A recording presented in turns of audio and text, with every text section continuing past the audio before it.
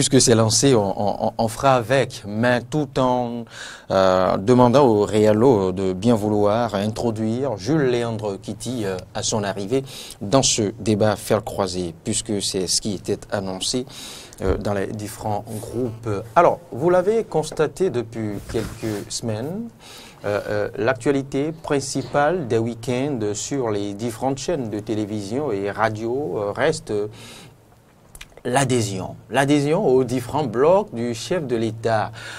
Oui, que ce soit Cotonou, au centre du pays, qu'au nord, eh bien, tous les partis manifestent leur volonté d'appartenir aux différents blocs du chef de l'État et peut-être aux autres blocs qui sont pour le moment moins visibles.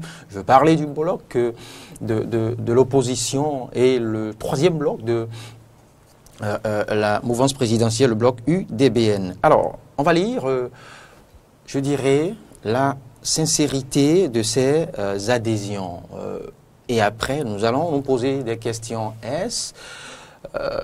Ces adhésions sont-elles toutes de franches adhésions ou c'est juste une résignation parce qu'on veut respecter peut-être le principe de la haute instance de la République, ou c'est bien sûr pour des raisons de conviction que ces différents cadres ou ces différents partis politiques adhèrent aux différents blocs? Eh bien, sont-ce des questions que nous aurons à poser à nos invités. Laurent Delors-Faton, déjà présent à mes côtés, en attendant d'installer Jules Léandre Kitty, qui s'apprête sûrement dans les couloirs de Eden Télévision.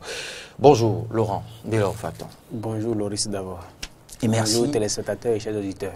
Et merci d'être à l'heure. C'est un devoir de l'être. C'est pas toujours évident. Jules Léandre Kitty, il sera, rassurez-vous, il ne manquera pas au rendez-vous. Il a juste quelques secondes ou minutes de retard. On le lui concède. Alors, je le disais, le menu principal reste l'adhésion aux différents blocs. Surtout ceux du chef de l'État, les deux principaux. Et le troisième, justement, qui a connu aussi une adhésion importante ce week-end à Glazoué. Le sieur Bamerossou qui a manifesté sa volonté d'adhérer, d'appartenir désormais, au vu au sud de tout le monde, au bloc UDBN. Laurent Delors-Faton, votre lecture. Vous savez, on assiste à une situation des plus complexes et des plus difficiles à analyser depuis cette histoire de formation de blocs au sein de la mouvance, je dirais principalement. Parce que l'histoire politique béninoise est connue. On adhère généralement à deux choses au Bénin.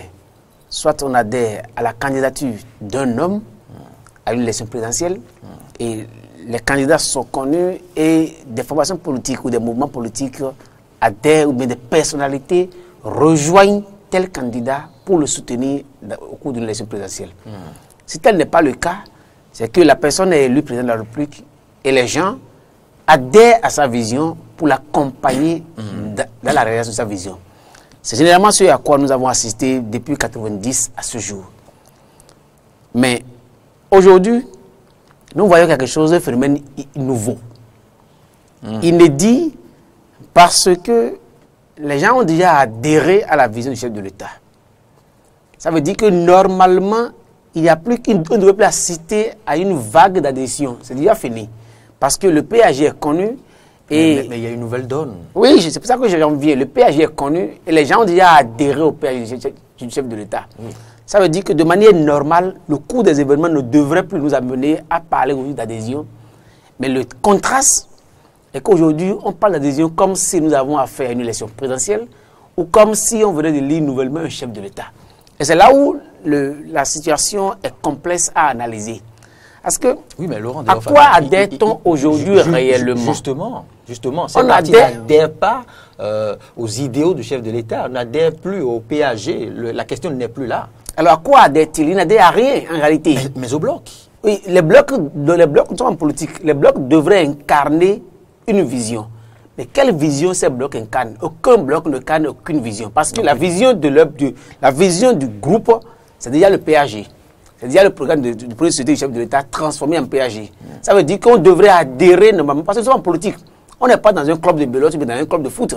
On est en politique, et en politique, on adhère à une vision, à une idée.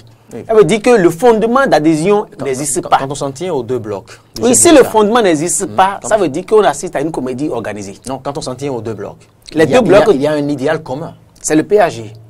Mais l'idéal commun... Pas le PAG, au-delà du PAG. L'idéal commun est d'ici de garantir au chef de l'État une majorité, un bon nombre de députés. À quelle fin? Afin de l'aider à réaliser le PAG. Naturellement. Ça veut dire que ça. Ça veut dire que la vision globale est le PAG. Ça veut dire que tout le monde devrait adhérer au PAG. Et si aujourd'hui on adhère à des blocs qui de jour en jour se démultiplient, ça veut dire que dans le fond de l'histoire, ce à quoi on assiste aujourd'hui n'a pas de nom. Il ne faut pas se leurrer, ça n'a pas de nom en réalité, parce que l'histoire du Bénin ne nous a pas encore montré un modèle comme ça. Et ce modèle donne le reflet d'une déconfiture. Parce que c'est comme si, au sein du système, parce qu'au départ, le système était uni. Au départ, tout le monde accourait vers le chef de l'État. Après, accourait vers la vision du chef de l'État qui est le PAG. Mais progressivement, au sein de ce même système, le système commence par se fissurer, par se disloquer, et on parle même d'une implosion progressive. Et maintenant, les gens adhèrent aux fragments d'implosion. On adhère aux fragments d'implosion, et ces adhésions, on les sent beaucoup plus vers un bloc, vers le bloc progressiste.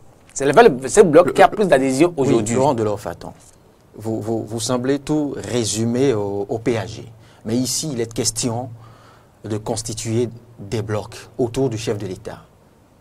Oui, c'est vrai, la vision finale sera de l'aider à réaliser le PAG. Mais non. Mais tout de suite, c'est d'abord de lui garantir la majorité parlementaire. C'est d'abord d'aider le chef de l'État à avoir un grand nombre de députés élus au soir des législatives de 2019. Oui. On ne peut pas réinventer la roue. La roue existe déjà, on la connaît. Soglo, dans la perspective des élections de 2015, les élections de 2015 a fait quoi? Il a cherché avec Rosine Vieira-Soglo à mettre simplement en place la RB.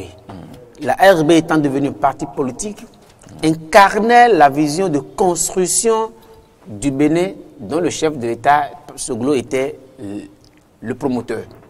Et la RB l'a aidé à avoir, je pense, 27 députés à la législature de 2015. Parce qu'ils se sont mis ensemble, ils ont mis les moyens ensemble, ils ont mis ensemble les stratégies pour atteindre le but. En 80, quand le président général Mathieu Kérékou est venu, il a mis en place l'UBF. Parce que l'UBF devrait l'aider à atteindre les objectifs de son programme d'action de gouvernement. L'UBF était un bloc qui l'a aidé. Bori Yahi, en 2007, a mis en place les FCVE comme une alliance de partis politiques qui l'ont aidé à avoir la majorité. Parce que c'est la question de la majorité. Et pour avoir la majorité... Et le constat est que ces différents blocs en griffe ont une durée de vie, du temps, le mandat de leur leader.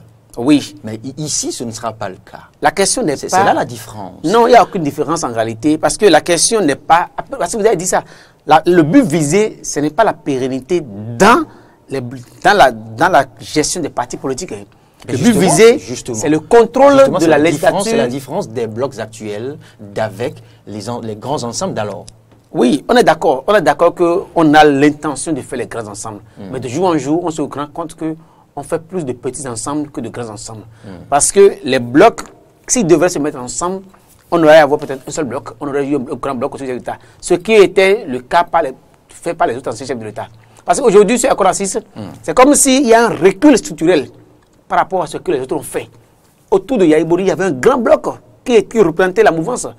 Kérékou, pareil, ce groupe pareil. Mais aujourd'hui, où on proclame qu'il faut avoir des grands blocs, on a des minuscules de blocs qui n'ont l'air de rassurer personne. Vous lisez les différents blocs là? Oui, de jour en jour, les blocs ces différents blocs aux minuscules? C'est des minuscules blocs qui se forment, qui ont l'intention de se consolider dans le temps. Mais malheureusement, c'est votre lecture. Chaque jour, on sent qu'il y a eu comme une décongestion encore à l'intérieur. Les blocs se fragilisent progressivement. Vous allez voir, au lieu d'assister à des blocs plus grands, on va revenir au fond. Les adhésions, les adhésions qui ont eu lieu, vous allez voir tout à l'heure, les adhésions, on voit encore, il y a encore, je ne sais pas le mot, mais il y a encore des adhésions. Il va encore quitter les blocs tout à l'heure pour se retrouver dans d'autres blocs. Et, in fine, on assiste à une déconfiture totale nous qui est organisée. Nous n'y sommes pas encore. On s'en tient aux adhésions pour le moment. Et nous en sommes là.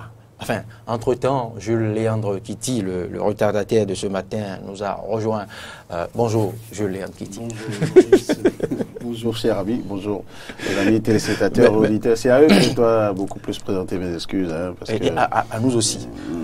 Bon, d'accord. Prenez ces excuses, Loris. Merci d'être là, Jules Léandre Kitty. Laurent Delors-Faton, un peu avant vous, tentait de déblayer le terrain. Toujours à propos des adhésions aux différents grands blocs, tant ceux du chef de l'État que ceux de l'opposition et autres blocs en gestation. C'est vrai que les deux principaux blocs du chef de l'État restent très visibles et nourrissent l'actualité tous les week-ends. J'ai eu à le rappeler. Alors, de ces adhésions, quelle lecture faites-vous, Jules? Bon, mais Loris, merci beaucoup. J'ai suivi un peu M. Faton. Je voudrais déjà rectifier 2-3 petites choses. Les grands blocs, les grands regroupements autour de Mathieu Kérékou, autour de...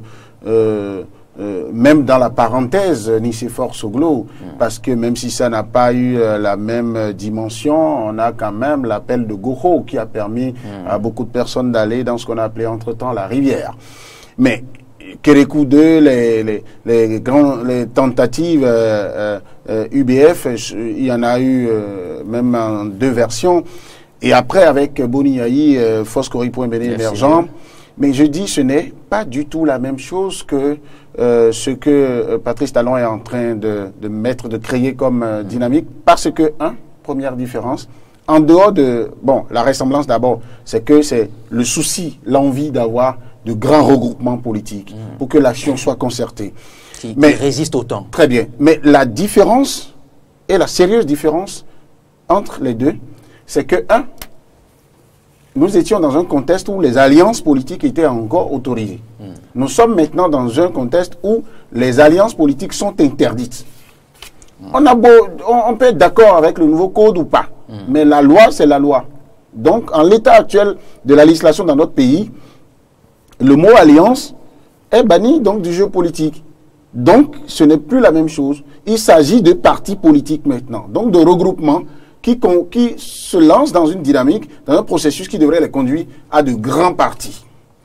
Le chef de l'État, l'autre différence c'est quoi? Les autres chefs d'État ont voulu d'un seul regroupement.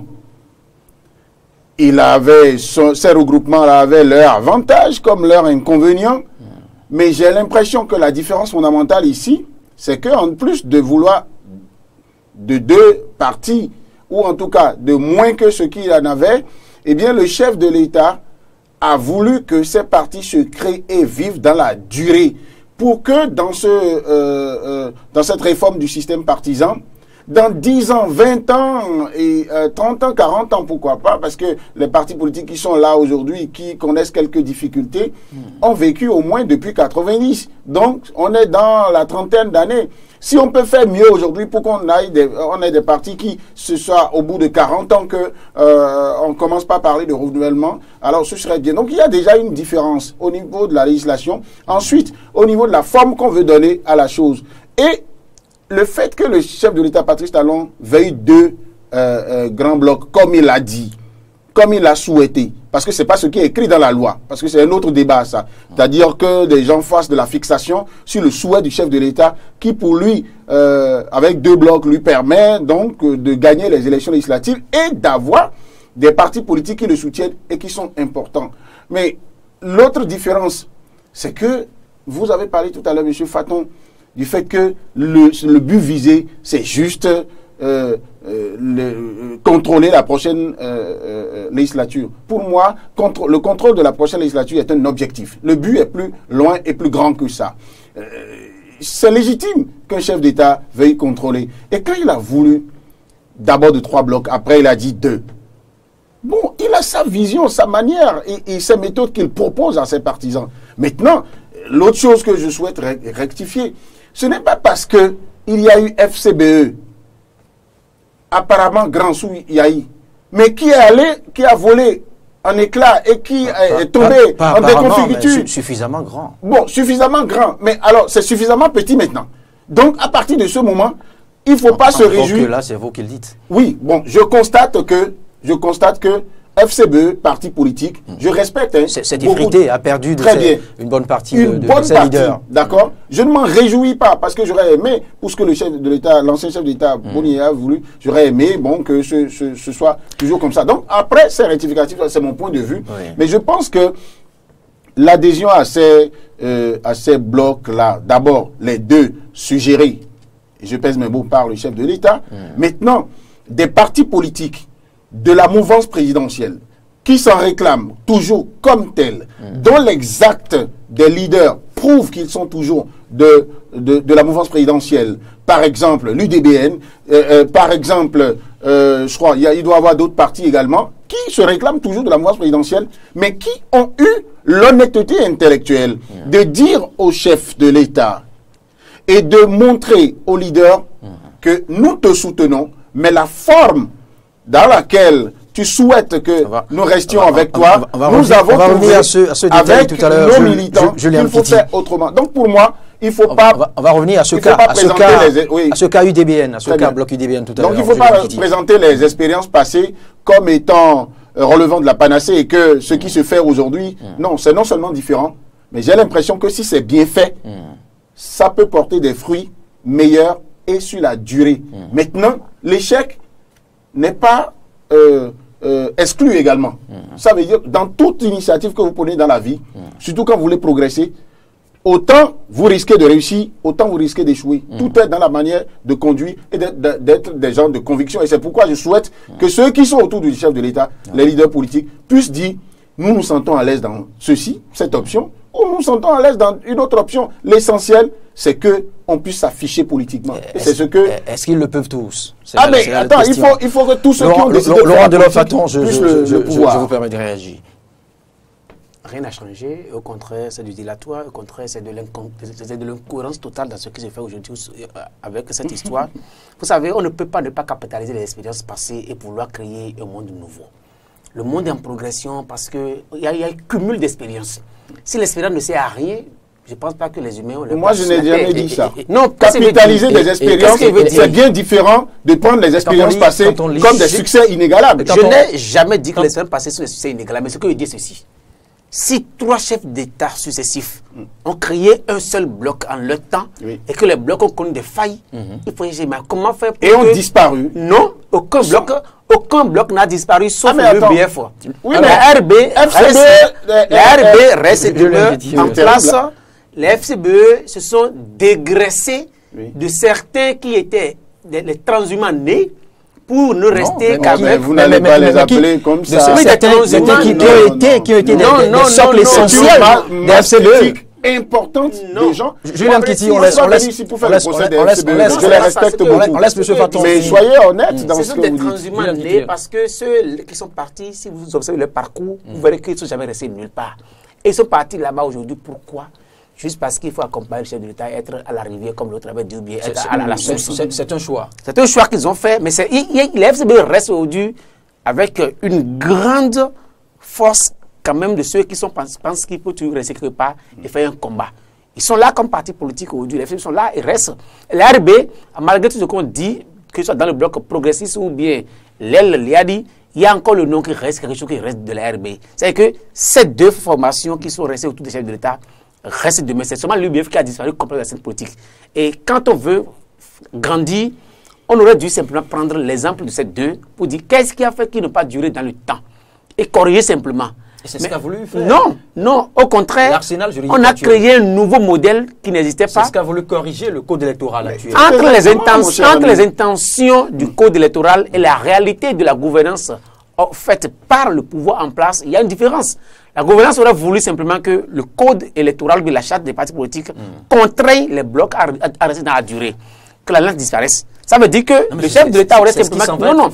Il aurait simplement créé autour de lui un parti politique, ceux qui ne sont pas avec sa vision, qu'il aille ailleurs.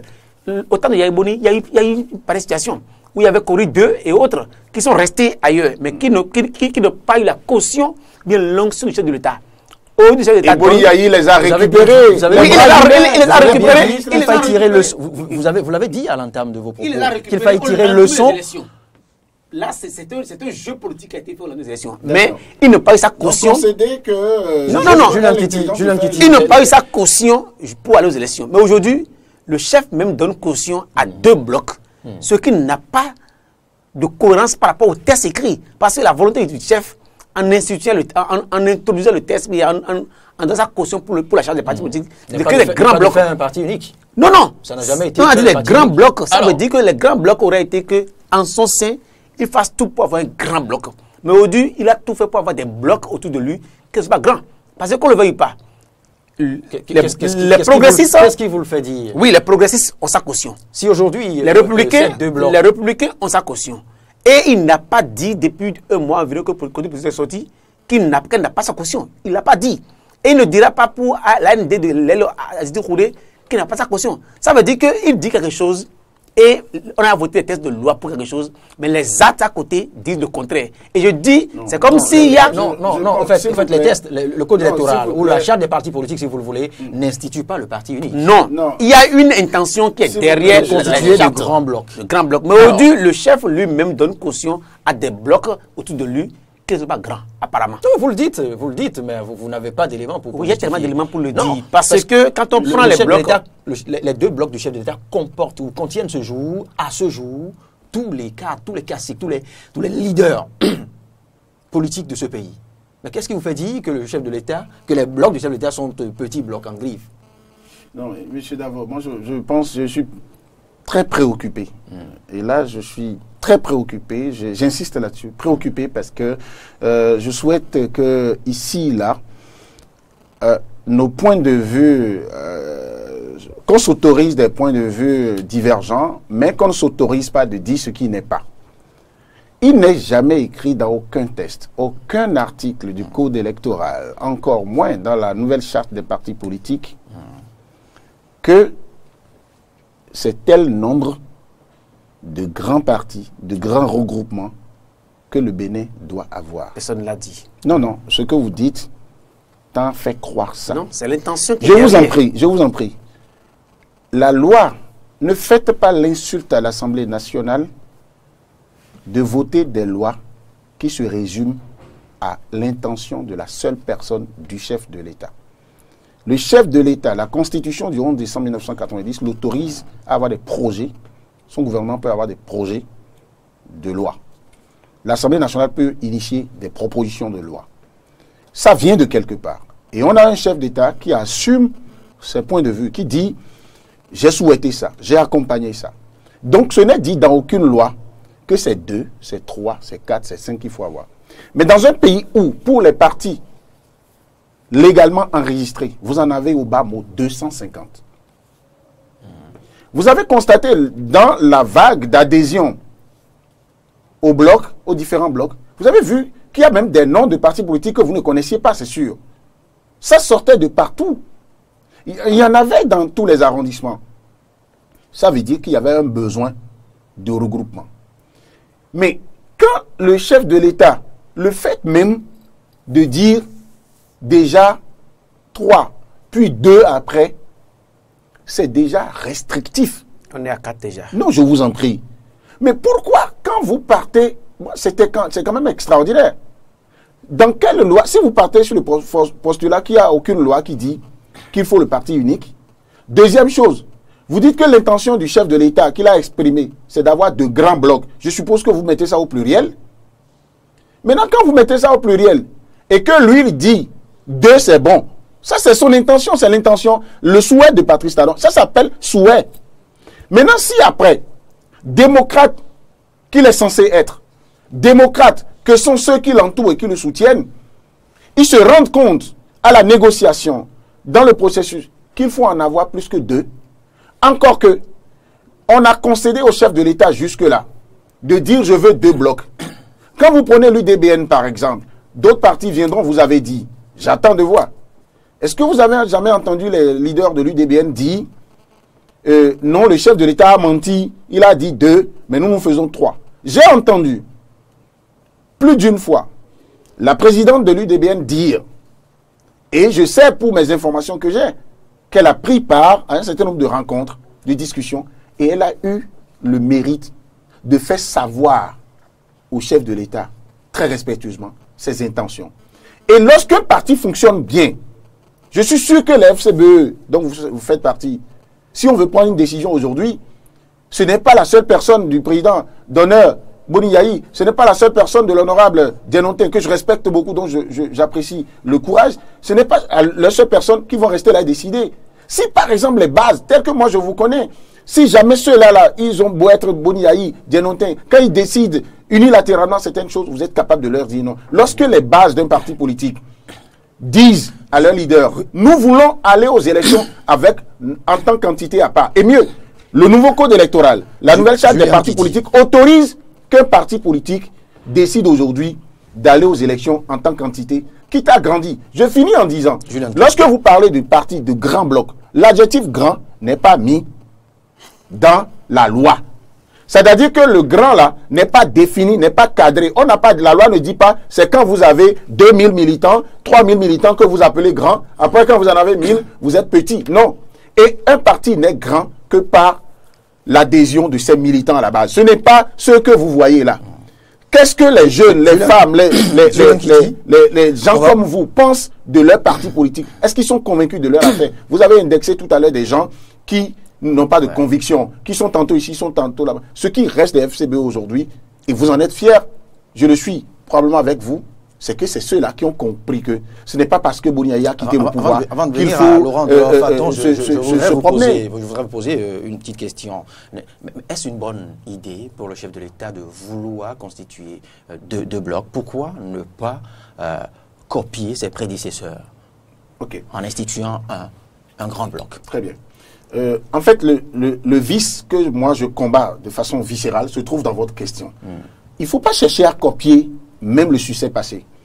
Il faut chercher à s'inspirer du succès passé, même d'un échec passé, pour construire un nouveau modèle qui n'est pas totalement détaché de ce qui a existé.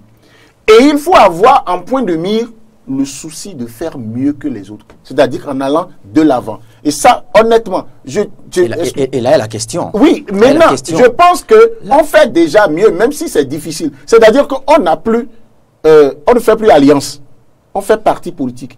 Et à l'origine, dans les théories que vous connaissez sur la structuration de l'échiquier politique un peu partout dans le monde, il y a des partis. Quand vous allez dans les grandes démocraties, même si les gens font des alliances, regardez comment quand les Verts en France doivent se mettre avec les socialistes, malgré quelques ressemblances, quelques proximités sur les questions sociales, là, ça se discute sérieusement. Et dès que par exemple un nationaliste vient dedans, les autres disent ah non, nous ne pouvons pas idéologiquement faire avec ces personnes. On va maintenant faire le débat c'est toujours mieux que les alliances qui se font là. Et ça oblige les partis politiques aujourd'hui à étendre les tentacules un peu partout. Donc pour moi, ne faites pas de la fixation en disant, quand vous dites, vous indexez la question de grand, les gens vont croire que c'est écrit dans la loi. C'est pas dans la loi, mon cher ami. Je voudrais juste dire, ce n'est pas une question qui est adressée à la mouvance, c'est une question qui est adressée à tous les blocs, à tous les camps en réalité. Oui. L'intention est qu'on arrive à avoir des grands ensembles politiques au Bénin. Non, appelez ça parti, on va s'entendre. Non, les grands vous faites de l'embrouillamini quand vous continuez de dire grands ensembles. Et alors que permettez à M. Faton d'aller au bout. Ça veut dire que nous tendons à imiter certaines grandes démocraties du monde. Et donc il faut les tuer. Non, ça veut dire que c'est il vous a écouté. Si c'est la finalité, ça veut dire que les deux auraient voulu que progressivement on fasse tout pour que l'opposition ait un grand parti politique, que la mouvance ait un grand parti politique. À ce jour, l'opposition est constituée de manière beaucoup plus visible de 4 partis politiques qui se retrouvent dans la CDD aujourd'hui et qui sont en négociation tout le temps. Ils n'ont pas fait les négociations.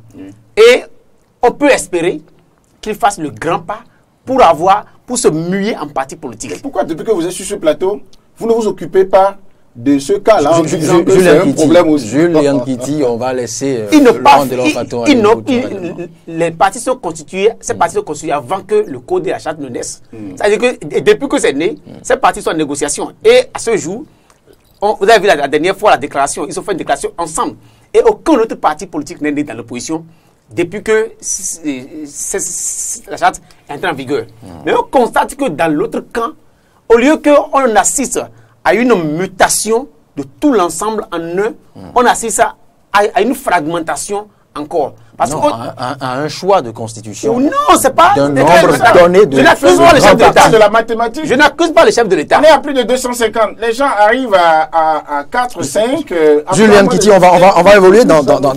C'est comme si d'ici peu de temps, Oui. on va assister à quelque chose. La majorité, la mouvance aura plus de partis politiques que l'opposition, alors que l'idée aurait voulu que la mouvance donne l'exemple pour que l'opposition s'allie. L'expression du chef de l'État, il a dit plusieurs fois, c'est une expression bonne, que la scène politique soit assainie et qu'on n'assiste pas à des partis de quartier et autres. On aurait voulu. Mais actuellement, on est en train d'aller progressivement vers la même situation parce que le management, c'est une question de management qui accompagne cette volonté pose problème. C'est comme s'il y a un forcing et les gens n'y vont pas parce qu'ils le veulent. Les gens de l'UDBN, ils auraient voulu, si le processus a été bien suivi, je vous affirme tout, ils pouvaient aussi appartenir à un bloc. Mais c'est trop forcé. Et comme c'est forcé, les gens ne se sentent pas à l'aise et ne voient pas leur volonté impliquée. C'est comme si le chef de l'État du Doro impose. Et ce que le PRD a fait. Vous avez déjà construit votre bloc et vous allez maintenant voir la base pour dire à la base, on veut votre adhésion. L'UDBN, c'est un cas atypique. Oui. Où ils ont dit non, on ne rentre pas, on va construire la base. Et la base a dit non. Mais comme l'UDBN, il pouvait y avoir d'autres blocs, d'autres partis politiques dont les bases ont refusé. Mais les leaders ont imposé de force aux gens qui sont dedans. Ça veut dire que d'ici quelques temps, vous allez commencer à voir qu'il y aura des militants, des anciens partis politiques qui vont encore sortir des blocs pour aller ailleurs parce qu'ils n'ont pas été consultés. Il y a de la frustration. Nous n'allons pas le souhaiter. Non, c'est pas, il y a de la frustration. On pourrait être confronté à ces cas. On trouve un mécanisme afin de réduire au strict minimum pour qu'on n'ait pas encore cette pléthore de partis politiques.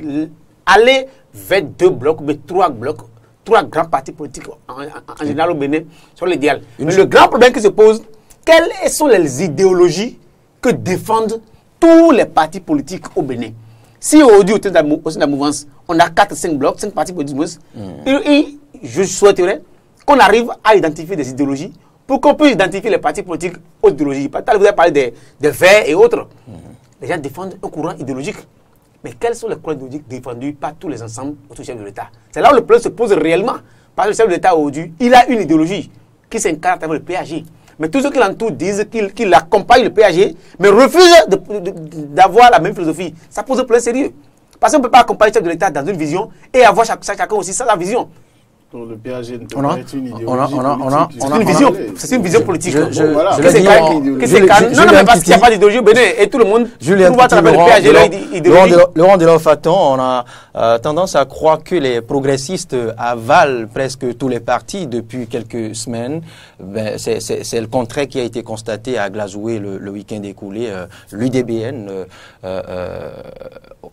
à côté d'autres mouvements, parce que Glazoué a abrité le week-end écoulé d'autres mouvements, d'autres meetings aussi. Mais l'UDBN a accueilli, a connu un grand meeting dans la 10e circonscription électorale, j'y arrive, et M. Bamerossou est monté au créneau, a prouvé à ses militants qu'il appartient désormais au grand ensemble UDBN. Donc il n'y a pas que, comme on le croyait tantôt, les progressistes et autres qui en accueillent. Julien Kitty, comment appréciez-vous ce grand meeting de Glazoué? Mais je pense que j'accueille ça avec beaucoup de soulagement parce que mon impatience était grande de voir l'UDBN qui a fait une option grande, intelligente, de mon point de vue, une option courageuse. Qui n'est pas sans risque. Qui n'est pas sans risque. Et dans la vie, si vous vivez dans l'absence de risque, mais vous n'existez pas. Vous êtes simplement, vous traversez la vie et il ne vous reste qu'à disparaître. Si vous voulez être, il faut prendre des risques. mais des risques contrôlés. Et je pense que c'est un risque contrôlé que l'UDBN prend. Et donc, moi, mon impatience était grande de voir ce parti politique étendre ses tentacules, montrer, donner la preuve de ce qu'il étend ses tentacules un peu partout, qu'il n'a pas peur des autres partis politiques qui passent pour être les mastodontes du jeu politique. Parce que le champ est ouvert. Mais on doit voulu quand même, on doit voulu suivre comme pour les progressistes et autres tous les week-ends quand même des adhésions et des adhésions dans l'UDBN. Je peux vous dire que, et ça je sais que sur ça au moins mon ami d'en face sera d'accord avec moi, le nombre de sorties, d'accord, la fréquence des sorties, des meetings n'est pas la preuve, n'est pas gage, d'accord, d'une bonne stratégie de mobilisation. Ça peut l'être, mais ce n'est pas dans l'absolu que c'est la preuve que ceux-là ont adhéré vraiment. Déjà au niveau des grands électeurs, il y a quelques problèmes. Il y a des gens qui adhèrent, on sent que vraiment c'est malgré eux. Mais le peuple électeur, ce sont ces jeunes, ces femmes que vous voyez. Et quand un parti, si jamais l'UDBN tombe dans le piège des foules aujourd'hui... La multiplication quand même des adhésions impacte quelque peu le oui, je suis d'accord. Dans la guerre psychologique, c'est important, mais ce que j'observe, c'est que le cas de l'UDBN, c'est parti des coordonnateurs. Celui dont vous parlez, il est coordonnateur dans une zone. Ça veut dire qu'il y a de la lisibilité. C'est-à-dire, on sent que c'est une structure de base, d'accord, de l'UDBN, qui organise donc sa rencontre et accueille des mouvements qui adhèrent à son idéal. Et dans les propos du coordonnateur de l'UDBN dans cette 10e-là, il a dit pourquoi ils adhèrent à l'UDBN. Quand vous entendez ailleurs, je ne voudrais pas indexer, oui, quand vous entendez ailleurs... Vous ne lisez rien d'inquiétant quand d'autres partis accueillent 15 à 20 au détour d'un week-end de partis politiques. Oui, on peut multiplier ça. Maintenant, il faut souhaiter que, au niveau de l'UDBN aussi, surtout, qui doit aller plus vite que les autres, parce que l'UDBN s'est donné l'ambition de devenir un nouveau parti, de faire le challenge, de mobiliser des gens, de faire un score assez honorable. Beaucoup font de la fixation sur les facteurs d'échec en disant l'UDBN va se faire phagocyter. À l'UDBN de démontrer, et j'ai l'impression, et ça les autres l'ont salué, ils ont dit par exemple qu'ils adhèrent à l'UDBN parce que Madame Claudine Prudentiaux donne la preuve qu'une femme peut diriger un parti avec beaucoup de charisme et de démocratie. Ensuite, ils observent, j'ai entendu qu'ils ont dit également qu'à l'UDBN, ce n'est pas une affaire d'argent. C'est-à-dire, vous savez, c'est compliqué pour les gens de se mobiliser. D'ailleurs, il faut les convaincre. Les gens qui sont convaincus, ils sortent par eux-mêmes pour dire nous adhérons. Mais si vous prenez 2000, si vous voulez 10 000 personnes, matin, midi et soir, vous allez en avoir. Maintenant, que toutes les coordinations de l'UDBN, il faut savoir que nous sommes à peine 5 mois, je ne sais même pas si ça atteint encore 5 mois, les élections. Ça veut dire qu'il ne faut pas dormir sur ses lauriers. Des meetings comme ce que moi j'ai pu voir à Glasgow, je pense qu'il faut que dans toutes les communes, l'UDBN puisse le faire. Mais attention, que ça se fasse avec de vrais militants de l'UDBN. Pas simplement parce que les autres le font, il faut faire de la foule. C'est un homme politique, pas des moindres dans ce pays, qui a dit une fois qu'il faut faire la différence entre les électeurs et la foule. Donc, les mêmes foules, vous pouvez les avoir à tout moment. Mais moi, je veux savoir, quand il y a meeting, mon cher ami là, de FCBE, quand FCBE fait meeting dans une zone, je veux savoir, est-ce que c'est une coordination de FCBE, c'est un leader de FCBE, c'est des mouvements qui sont connus et qui disent nous adhérons au FCBE. Mais pourquoi nous adhérons?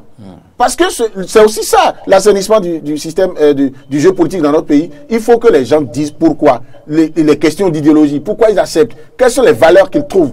Ces jeunes-là, certainement, ils ont trouvé de l'espace dans l'UDBN, ils ont trouvé de la démocratie. Certainement qu'ils ont trouvé en la dame qui dirige l'UDBN une personne qui a montré que il ne faut pas simplement accompagner, il ne faut pas simplement soutenir, il faut influencer positivement, respectueusement un chef. Et donc, le soutien de l'UDBN au chef de l'État et à son programme d'action de gouvernement. Et au-delà de ça, les convainc mieux et ils le font. Donc, souhaitons qu'ils le multiplient dans toutes les communes, mais que ce soit du vrai et que ce ne soit pas du saupoudrage. Parce que Laurent Delors-Faton, il serait quand même de bon ton que vous nous donniez votre avis, votre lecture. Ce sera autre lecture, d'autres prismes, à travers une autre lecture je dirais, du comportement de l'UDBN actuellement dans le landerneau politique béninois. Enfin, l'UDBN actuel, le bloc UDBN. En 2016, ceux qui ont eu les plus grands ralliements dans ce pays, c'est Adjavon et Sinsou. Ils n'ont pas gagné les élections présidentielles. On a vu très peu de meetings du président Patrick Talon en 2016, mais c'est lui qui a gagné. Ça veut dire que la question n'est pas au niveau de l'organisation des meetings et consorts. Ça fait une guerre psychologique, mais cette guerre psychologique n'a qu'un effet limité. Le vrai travail, M. Kitty l'a dit, c'est sur le terrain.